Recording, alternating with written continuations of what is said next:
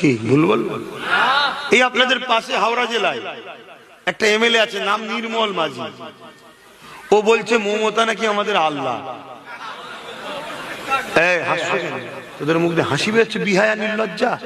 এটা কত বড় অপমান নয় আমার ইসলামকে নিয়ে, আমার আল্লাহকে নিয়ে? এতগুলো মুসলমান, 4.5 কোটি মুসলমান থাকার পর আমাদের ভোটে যে যেতে তাকে নিয়ে বলে আমাদের আল্লাহ, আল্লাহকে নিয়ে তুলনা করা হচ্ছে। এরপরও এই বিহায়ারা যদি ভোট পাই যেতে, আমাদের মরে যাওয়া দরকার আছে না নাই? সিরিয়াস হও, আমার পেটের জ্বালায় দশা করতে এসেছি নাকি আমি? তোমাদেরকে বাঁচাবার চেষ্টায় আগেও কথা বলেছি, আজও বলছি।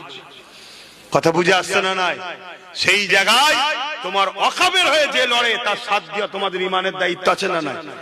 আজকে ওয়াকাফের হয়ে সুপ্রিম কোর্টে ওয়াকাফকে বাঁচাবার জন্য কেস চালাচ্ছে এক রাজনীতির নেতা, নাম কি? জোরে বলো।